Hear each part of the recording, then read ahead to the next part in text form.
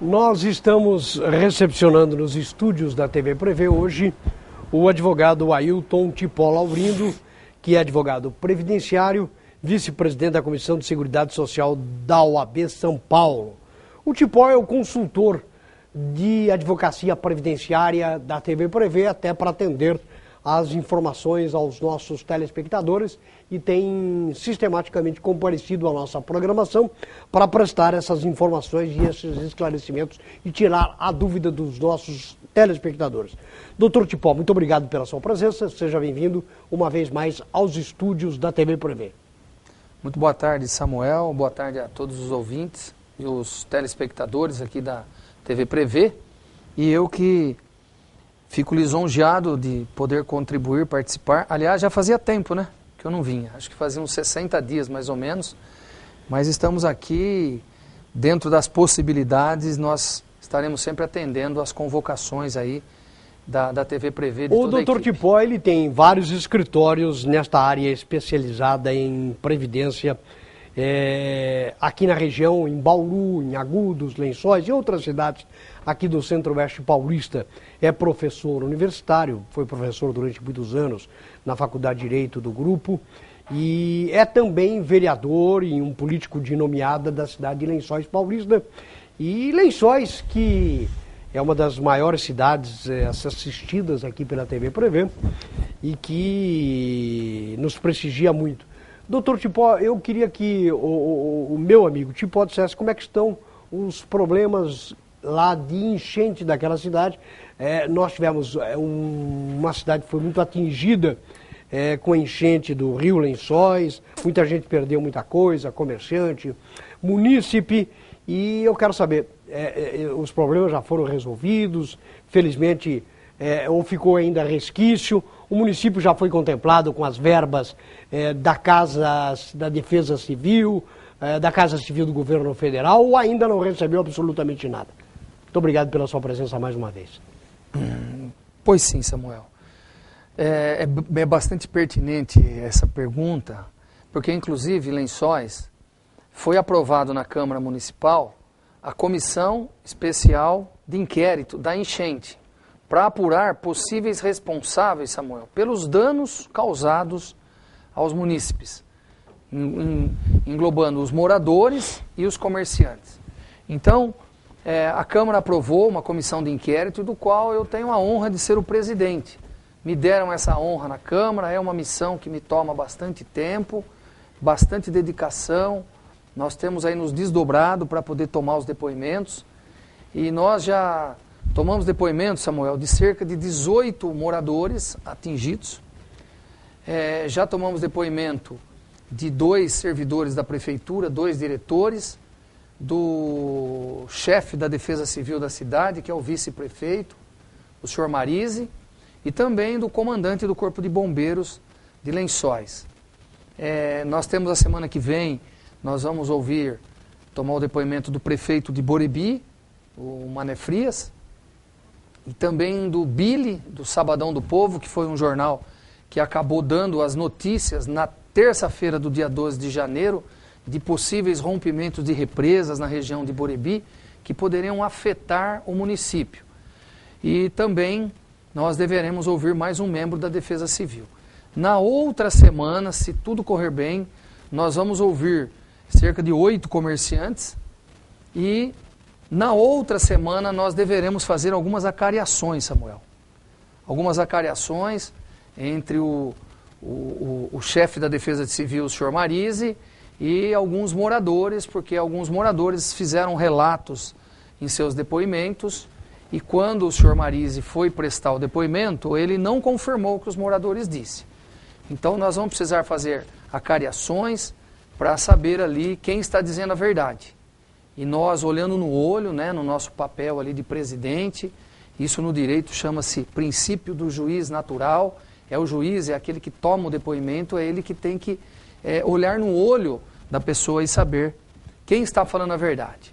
E nós temos lá, Samuel, 18 depoimentos já de moradores que, assim, é uma coisa unânime, onde eles relatam com muita dor, muitos deles choraram nos depoimentos, se emocionaram, porque perderam tudo, inclusive a história da família, perderam álbuns de família, fotografias, filmagens de nascimento de filho, de formatura, não conseguiram salvar nenhum documento, nada. Então, o que eles relatam de forma unânime é que não teve nenhum alerta eficaz, eficiente, 2, 3 horas antes, 1 hora antes que fosse, para que eles pudessem sair de suas residências e salvar o mínimo que eles pudessem salvar. Então essa é a situação. Você perguntou como estão as coisas. Existem algumas pontes que ainda não estão recuperadas, que foram danificadas. Existem asfalto que foi danificado também, em alguns bairros que não foram recuperados e está assim, precisando de recape. Nós temos um problema de uma ponte na Vila Rep, Samuel, que infelizmente a questão de 20 dias, ela está bloqueada, né? Eles colocaram alguns tubos de concreto, só que ao meu ver, não foi uma coisa profissional que foi feita, houve falha por parte da administração, eu já falei isso na Câmara, porque eles colocaram uma distância de 1 metro, mais ou menos, entre um tubo de concreto e outro. E numa madrugada, uns 20 dias atrás, um motoqueiro veio, passou naquele vão, caiu naquela ponte e morreu na hora. Então, mais uma fatalidade, infelizmente, e essa ponte ainda continua sem o conserto. Com relação às verbas federais que você perguntou, o que houve?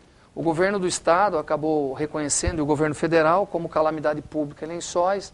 Isso fez com que fosse liberado, possibilitasse a liberação do fundo de garantia, mas isso é um dinheiro do próprio morador, né? É aquele que puder sacar, ele vai sacrificar um próprio recurso dele para repor o que ele perdeu. O valor é até R$ 6.220. Exatamente. Infelizmente também você vê que é pouco. A prefeitura agora, eu vi no jornal, está dando acho que um guarda-roupa de uma qualidade até discutível, que colocaram já no Face, um guarda-roupa pequenininho. Sofá que eles estão dando são pneus que eles usam lá, acho que quando a Rua 15 é interditada para as festas natalinas, publicaram no Face também e me mandaram. Então, e também uma ajuda para pouquíssimos moradores, todos os 18 que foram lá disseram que não tiveram ajuda ainda, mas alguns moradores a gente sabe que tiveram pequenas ajudas da prefeitura com relação a material de construção. Nós propusemos, Samuel, na Câmara, e a prefeita acabou vetando, e nós derrubamos o veto, nós criamos o auxílio enchente, que seria a ajuda de um salário mínimo mensal por 6 meses para todos os afetados. Mas a prefeita está alegando que ela não tem recursos para fazer isso. Então, em suma, Samuel, a ajuda da prefeitura está sendo mínima, ínfima para aqueles moradores. Infelizmente, está sendo muito pequena a ajuda que o município está dando. E o governo federal e o estadual parece que ainda não mandaram dinheiro. Não, dinheiro em si para recuperar a cidade e tudo, não chegou dinheiro ainda. O que é lamentável. Isso, os prefeitos ficam aí à mercê de ficar com o pires na mão, indo a Brasília, indo a várias cidades, a várias secretarias, ministérios, enfim, tentando buscar esse apoio, essa ajuda financeira que acaba não vindo. Samuel, só para concluir, desculpa, o que acontece pelos depoimentos, nós estamos descobrindo bastante coisa que a gente não sabia. Né? Eu confesso que eu sou vereador lá, estou no meu 6º mandato de vereador, né? Eu fiquei um mandato fora quando eu perdi a eleição de prefeito, 2009 e 2012. Mas, por exemplo, que nós descobrimos que a Defesa Civil em Lençóis, oficialmente, ela é composta por 2 pessoas. O senhor Marise, que é o presidente, e o senhor Eduardo Conte, que é o secretário. E descobrimos mais. Eles, Samuel, jamais fizeram uma ata de reunião da Defesa Civil. Não existe uma ata, isso confirmado pelo senhor Marise. Então, como que pode você fazer um planejamento, traçar uma estratégia para futuras enchentes, que é o que nós esperávamos deles? Houve uma enchente em 2006 em Lençóis, depois em 2011 e agora em 2016. E não houve nenhum planejamento para preparar o município para um momento desse. Tanto é que eles não têm nenhuma ata. Isso está documentado. É muito triste isso. É muito triste nós sabermos que as coisas, os problemas são tratados dessa forma lá em Lençóis. Eu quero saber se os outros municípios também não estão com a mesma situação, por exemplo, Agudos e também Pederneiras, para saber se está atuante, se esteve atuante, se existem brigadas, se existem voluntários, se existe um esquema emergencial da Defesa Civil também nesses outros municípios. Tipo, nós tivemos aí, nesses últimos dias, a votação do impeachment pela Câmara Federal para a presidente, um assunto que está seguindo aí para o Senado. Qual a sua opinião a esse respeito? Como é que você viu toda essa situação política? Você que também é político à Câmara de Lençóis. Bom, Samuel, eu recentemente, por questões lá em Lençóis Paulista, dos dirigentes estaduais terem entregue a direção do Partido Verde, que eu fazia parte há mais de 20 anos, eles entregaram isso para pessoas ligadas ao PSDB de Lençóis, né? E isso acabou fazendo que eu saísse do Partido Verde, né? Não me vi mais confortável e sem espaço lá dentro. Então eu acabei me filiando ao PMDB. Sou amigo pessoal do deputado federal Baleia Rossi, que é o presidente estadual do PMDB, e só para você saber, em menos de 1 ano e meio de mandato, o Baleia Rossi já mandou 3 emendas para Lençóis. Você veja só a importância de você ter, né, o apoio de gente forte na política. Então eu acabei indo para o PMDB, e não é porque fui para o PMDB que vou dar essa opinião com relação à aceitação ao pedido de impedimento, de impeachment da presidente. Samuel, eu vou falar agora principalmente pelo lado político. Pelo lado do crime de responsabilidade, é claro, é óbvio que tudo que ficou lá demonstrado, ela praticou o crime de responsabilidade. É claro, inclusive, segundo nós sabemos, alguns decretos que ela acabou assinando e editando das famosas pedaladas fiscais, esses decretos não tinham nem números, é o que os jornais veicularam, né? Para quê? Para que não fosse dado publicidade. Se não tem um número aquele decreto, não tem como alguém controlar, acompanhar, fiscalizar. Por outro lado, é a mesma coisa de você ganhar 10 mil reais por mês e gastar 20. E aí como é que faz? Faltou 10. Os outros 10 você acaba fazendo um artifício contábil para dizer que você não gastou mais do que você ganha. Então isso para mim ficou muito claro, até porque também as pessoas que fizeram a representação, principalmente o Miguel Reale Júnior, é um dos maiores juristas do Brasil. Ele não ia colocar o nome dele lá, a credibilidade dele, a história dele, de uma coisa... O Hélio Bicudo, com 90 anos, né? A Exatamente. doutora Janaína. São gente séria que esperaram o momento certo. Então, do ponto de vista, Samuel, do crime de responsabilidade, eu acho que está correto. É minha opinião, respeito daqueles que não pensam dessa forma. Agora, o principal, Samuel, a Câmara dos Deputados e o Senado, eles julgam também pelo lado político. Claro. Né? Você que acompanhou tanto a história do Collor, nós sabemos, o Collor foi julgado politicamente, não teve um crime que ele foi condenado no Supremo Tribunal Federal. Nenhum crime. Então o Collor foi cassado sem crime, foi cassado politicamente. O que acontece hoje? Eu falo, Samuel, que eu assessoro, né, eu advogo para alguns empresários, meus clientes, eu converso muito, Samuel, e ninguém mais hoje acredita, ninguém mais hoje confia de que o Brasil possa melhorar com a presidente Dilma à frente. Então eu entendo que os deputados também, ouvindo suas bases, além do crime de responsabilidade que ela praticou, eles estão vendo também que ela à frente do país, Samuel, não vai recuperar o país. O país está parado, Samuel. Eu falo isso por todas as pessoas que eu converso. É lamentável, é muito triste. Então eu acredito que agora é hora, eu penso que com o Michel Temer, se ele assumir a presidência, pelo menos nós estamos vendo aí o PSDB vai apoiar, o PTB, os outros partidos vão apoiar, porque se a Dilma ficar, Samuel, vai ser uma guerra. Já está aí. Mais de 2/3 do Congresso vai votar contra e o país vai ficar pior do que está.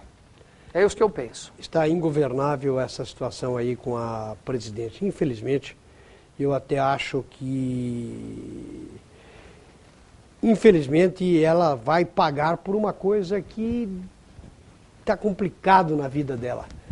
ela pessoalmente não usufruiu de nada, mas a gestão dela foi complicada, as pessoas que ela colocou no governo assumiu posturas aí, sei lá. E acredito que o país está, no momento, atravessando um período de governabilidade muito complicada.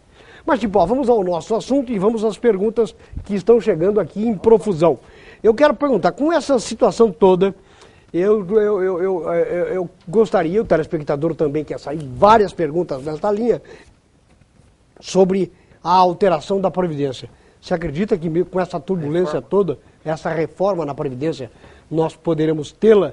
E tem gente perguntando aí da desaposentadoria já também, tem um monte de perguntas da desaposentadoria. Fala esses dois assuntos rapidinho para a gente atender a nossa pauta aqui.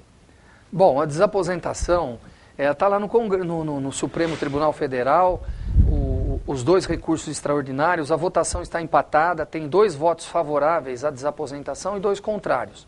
Com toda essa turbulência, eles não vão colocar na pauta para julgar, enquanto não terminar porque o STF hoje, ele está tomando todo o tempo dele para ficar cuidando desse rito do impeachment, dos mandados de segurança, das ações que o governo entra, que a oposição entra. Então nós temos que aguardar, eu estou confiante que vai ser favorável esse resultado para a desaposentação. Tanto é que toda semana, não só todos os advogados previdenciaristas que eu converso estão entrando com ações, porque nós acreditamos nesse trabalho. Com relação à reforma, Samuel, é muito perigosa a reforma da Previdência nesse momento, é muito perigosa. Até porque eu fico muito preocupado com relação à preservação do direito adquirido daqueles que já estão no sistema. Aqueles que já estão trabalhando, contribuindo há 10, 15, 20 anos, esses não podem ter os seus direitos feridos, não podem. O que o governo quer? Criar uma idade mínima para a mulher e para o homem. E eles pensam em 65 anos. Como existe na grande parte dos países da Europa, Estados Unidos e os outros países do mundo. Agora, aqui no Brasil existe uma cultura, existe uma aposentadoria especial, existe o tempo de serviço insalubre, existe o tempo do segurado especial, que é aquele que tem uma pequena propriedade, existe o contribuinte individual, facultativo, existe uma série, a Previdência é muito ampla, são muitas regras que regem a Previdência Social. Então, Samuel, eu acho que se o Temer assumir ou se a Dilma ficar, agora é um momento inapropriado para falar de reforma, porque está todo mundo assim com muito medo. Não é possível alguém que já contribuiu 20 anos e está faltando 15, a presidente chegar e falar, olha, você só vai aposentar com 65 anos de idade. Então, eu defendo uma reforma na Previdência, eu defendo a idade mínima de 65 anos, mas para aqueles que ingressarem no sistema hoje, de hoje em diante.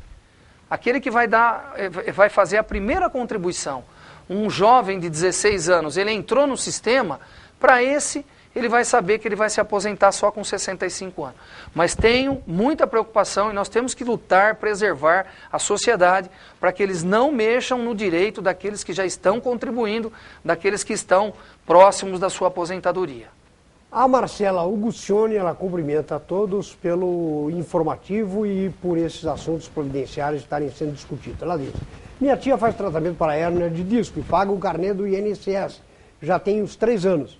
Quando ela foi requerer o benefício de auxílio-doença do INSS, teve o benefício negado, pois alegaram de quando ela começou a contribuir, já era portadora da doença.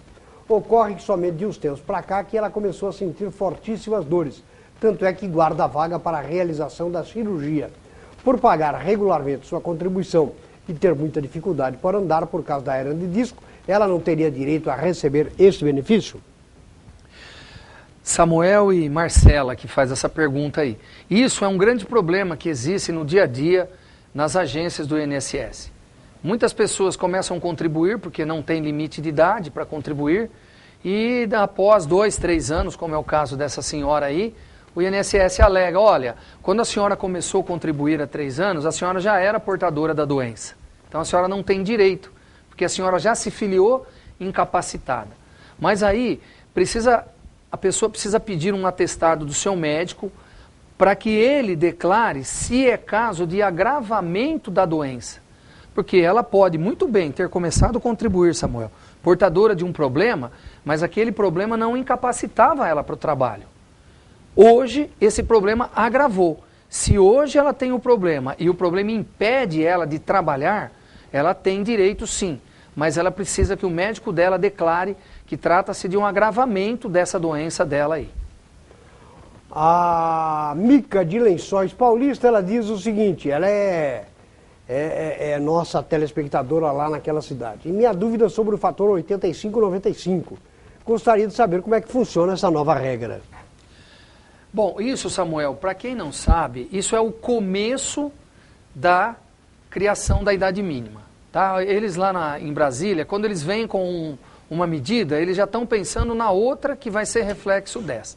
Na realidade, é bom deixar bem claro para todo telespectador que esse fator 85-95, na realidade, é o fator 90-100.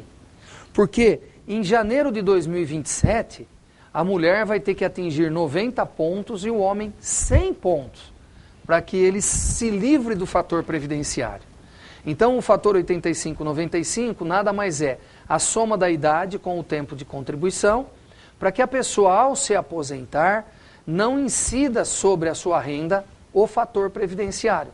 E se não incidir o fator previdenciário, a sua renda será mais alta. Então, até dezembro de 2018, a soma é 85-95. Em janeiro de 2019, a soma já é 86 para a mulher, 96 para o homem. E assim sucessivamente até 2027, quando a soma será 90 para a mulher e 100 para o homem. Então, Samuel, um homem, para ele atingir 100 pontos, sabe o que ele precisa?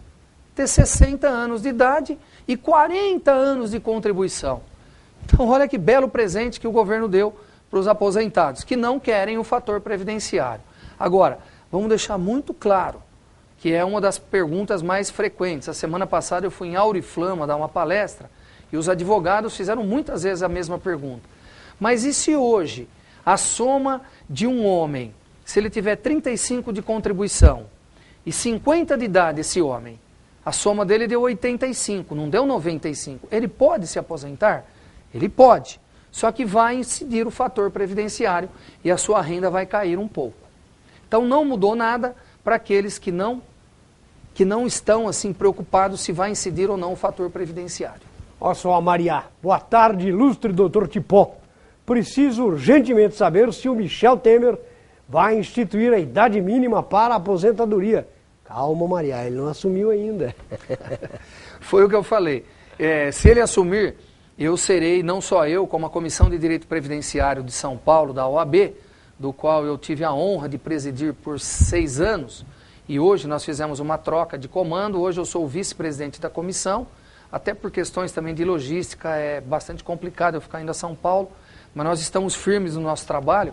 A nossa comissão também vai opinar com o novo governo para essa reforma da Previdência. A nossa proposta vai ser idade mínima, mas preservando o direito adquirido daqueles que já estão no sistema previdenciário. O Denilson Santana, ele diz o seguinte, a pessoa que recebe auxílio doença portadora de câncer de mama e fez cirurgia para a retirada da mama, pode pedir a aposentadoria por invalidez? Qual é o procedimento? Olha, Denilson Santana, do qual eu homenageio em nome da sua filha, que eu conheço, é um grande advogado de Lençóis, a Duda, que inclusive já voou comigo, viu, Samuel? Ah, é? Eu também já voei com o Tipó, hein? Tipó é um bom piloto, bom comandante. Então, Denilson, é possível sim, mas tudo isso tem que estar documentado, né? Em um laudo e um atestado médico, se o médico assistente dela, se o médico dessa pessoa atestar isso e um exame comprovar isso, é lógico, é possível que ela requeira, mas sabendo que a regra no INSS é rigorosíssima, infelizmente é muito rigorosa, inclusive pessoas portadoras de câncer, doenças gravíssimas, eles têm dado um afastamento de alguns meses e depois têm dado alta para essas pessoas. Por isso que o judiciário está abarrotado de ações judiciais contra o INSS, porque o INSS é excessivamente rigoroso na análise dos pedidos de aposentadoria por invalidez e de auxílio-doença. Tipo, a Justiça Federal determinou que o INSS faça a revisão dos benefícios por incapacidade e dos benefícios assistenciais concedidos nos municípios abrangidos pela Gerência Executiva de Bauru. A Justiça teria apurado erro nos valores pagos e interrupção de pagamentos. É preciso acompanhar? Bom, Samuel, o que nos chega, né, o que chega para nós nos nossos escritórios, dos colegas advogados também, é que o que acontece, os benefícios por incapacidade, que são auxílio-doença e aposentadoria por invalidez, seja auxílio-doença comum ou por acidente de trabalho também, concedidos de 2002 a 2009, tiveram erros. Aí começou um monte de ações na Justiça contra o INSS, até que foi feita uma ação civil pública proposta pelo Ministério Público Federal de São Paulo e junto com a Confederação Nacional dos Aposentados, onde foi feito um acordo com a Previdência, que a Previdência pagasse essas revisões de forma gradativa. Então foi vendo, quem era mais velho recebia primeiro, quem tinha um valor menor recebia depois, e assim sucessivamente. E isso, salvo engano, está previsto para as pessoas receberem, Samuel, até o ano de 2022. Então foi feito um acordo em 2014 e a Previdência teria até 8 anos. O que acontece? Então tem pessoas que estão indo na Previdência com a cartinha que a própria Previdência emitiu, dizendo, olha, no mês de março de 2016, você compareça na agência tal, que você vai receber o valor tal, fruto da ação civil pública e do acordo que nós fizemos. E as pessoas têm ido à Previdência, e em muitos casos a Previdência está dizendo que isso está prescrito. Olha que absurdo. Está prescrito. Como que está prescrito algo que ela reconheceu no acordo de uma ação civil pública? Então precisa acompanhar, e fica aqui a minha dica. O advogado é a pessoa indicada para cuidar desse problema, do seu problema. Então você, telespectador, não vá atrás de atravessadores, não vá atrás de intermediários. Procure um advogado que você confia. Aquele advogado que você já conhece, advogado da sua família, aquele advogado que atua na sua comarca, que você sabe onde é o escritório dele. Então procure um advogado da sua confiança para que ele analise essas negativas do INSS, porque isso, em muitos casos, ou na maioria deles, é um abuso do INSS para não querer pagar essas revisões. Pelo menos é o que tem chegado para nós. Bom, Tipão, nós temos aqui a pergunta do Vitor. Ele diz, como funciona o processo de aposentadoria? Temos quantas possibilidades de recurso quando o INSS nega em primeira instância a aposentadoria? Olha, Vitor, é muito complicado a gente responder isso aqui, porque isso seria uma aula de 2 horas, porque nós temos várias formas de você entrar com uma ação contra o INSS. Por exemplo, quem mora em Agudos, Samuel, a sua gloriosa Agudos, e quiser entrar contra o INSS, pode entrar com uma ação lá na Justiça Estadual de Agudos. Por quê? Porque o artigo 109 da Constituição Federal determina que onde não existe vara federal, a Justiça Estadual é competente para julgar as ações contra o INSS. Então, lá na Justiça Estadual, nós vamos ter um procedimento que vai ser tratado para aquela ação. Se nós entrarmos na Justiça Federal, no caso Bauru, uma pessoa de Agudos pode entrar na Justiça Federal em Bauru?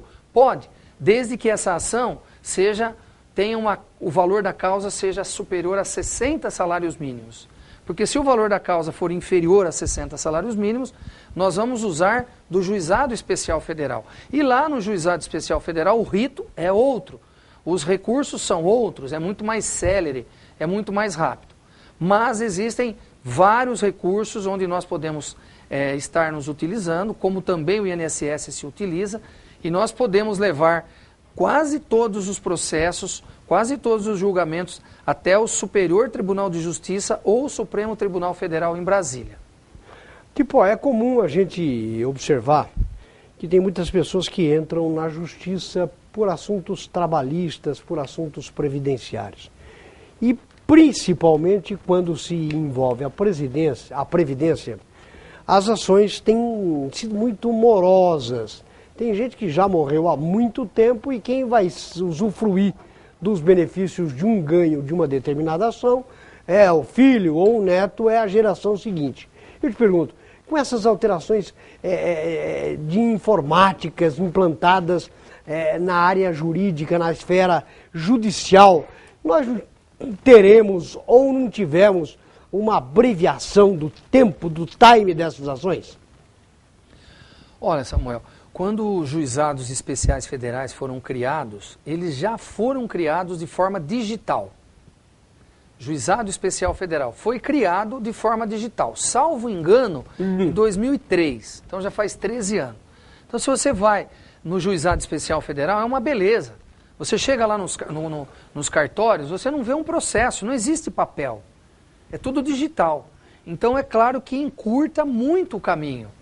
A produção de prova é tudo muito mais rápido. Você está no seu escritório, você não precisa se dirigir até a sede da Justiça para tomar ciência, para protocolizar um recurso, um embargo, um agravo, seja lá o que for. Ficou tudo muito mais rápido. Agora, a Justiça Estadual já começou também o processo eletrônico digital. Só que todos os processos que estão tramitando de forma física, Samuel, papel, vão terminar, vão ter que transitar em julgado de forma física. E esses que são aqueles que demoram, que estão demorando, que já demoraram, e é verdade o que você falou, né?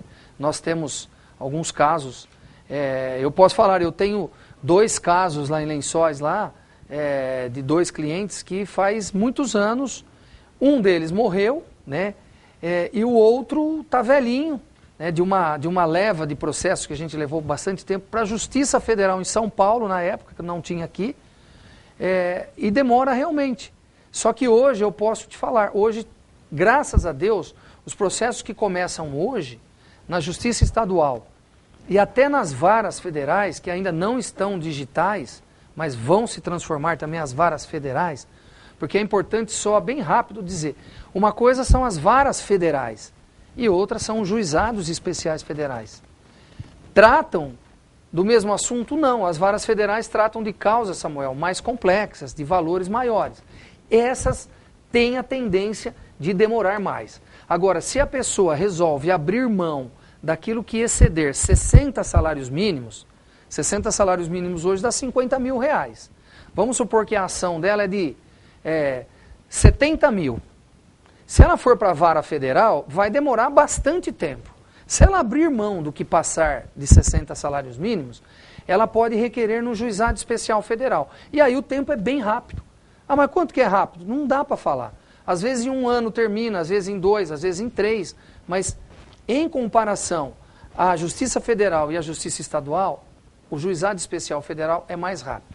Mas, em suma, a digitalização e os processos eletrônicos, Samuel, com certeza vai trazer um sofrimento menor, um tempo de espera bem menor para os processos que estão sendo ajuizados desse momento em diante. Para encerrar, a Helena, boa tarde, estou assistindo vocês e adoro as entrevistas da TV Prevê. Muito obrigado, Helena. Quero saber se somente as doenças que estão descritas na lei do INSS são dispensadas da carência de 12 meses de contribuição, ou se outras doenças graves também dispensam as 12 contribuições para o INSS. Olha, realmente existe um rol, é uma portaria do Ministério da Previdência, onde eles classificam aquilo que é considerado doença grave. Essas doenças graves, quando a pessoa é acometida delas, dispensa a carência para fins de benefícios previdenciários. No auxílio-doença, por exemplo, se a pessoa está contribuindo faz 2 meses apenas e ela descobre que ela está com câncer, então ela não precisa ter 12 contribuições, que é o número de carência. Com 2 contribuições, ela já teria direito. Por quê? Porque o câncer é uma doença grave. Então existem várias doenças, como cegueira, nefropatia grave, cardiopatia grave, mal de Parkinson, várias doenças que dispensam a carência. Agora, vai ficar a critério de quem? do perito que fizer a perícia, que realizar a perícia naquele segurado. Às vezes, aquela doença que ele tem não está enquadrada naquele rol da portaria do INSS. Mas, se o perito considerar que ela é uma doença grave, ele pode dizer sim. Então, cabe aí a pessoa, se ela tiver um advogado, para que o advogado faça esse pedido, para que mesmo aquela doença não constando na portaria, ela trata-se de uma doença grave, suscetível de dispensar a carência na concessão do benefício. Tipo, eu quero agradecer imensamente mais uma vez a sua vinda. Você sempre, quando vem aqui, nós temos muitas perguntas, você elucida a opinião pública, esclarece as dúvidas, enfim. E é sempre importante esta prestação de serviços que você se propõe a realizar aqui pela TV Por Mim. Muito obrigado pela sua vinda e pela sua participação. Mas já acabou mesmo? Infelizmente o nosso tempo voa num passo. É que passa muito rápido, né? Hoje eu não vi aqui o nosso colega aqui mostrando as plaquinhas dos minutos, né? Hoje foi uma coisa mais... Não, é que você estava tão envolvido que você nem viu ele ficar mostrando ali atrás. Ele ficou mostrando claro, hoje? Ficou. Então ele trabalhou bem de novo, né? A equipe toda é maravilhosa aqui. Mas Samuel, eu que agradeço mais uma vez e estou sempre à disposição da TV Prevê, de toda a sua equipe. Professor Duda, estou com saudade do senhor, faz tempo que eu não o vejo pessoalmente. E deixar aqui um abraço a todos os telespectadores de Bauru, de toda a região, da minha querida e saudosa Lençóis Paulista. E sempre que precisar, Samuel, dentro de uma agenda corrida que eu tenho, eu vou estar sempre atendendo os pedidos de vocês, tá bom? Muito obrigado. Muito obrigado ao advogado Ailton Tipolo Abrindo, advogado previdenciário, que gentilmente atendeu ao convite da produção e esteve nesta sexta-feira participando do nosso Enfoque Regional. Obrigado a você que nos acompanha todos os dias da semana e esteve conosco nesta audiência. E eu tenho certeza que você estará conosco nos horários alternativos da nossa programação na próxima semana. A todos um bom final de semana e até segunda.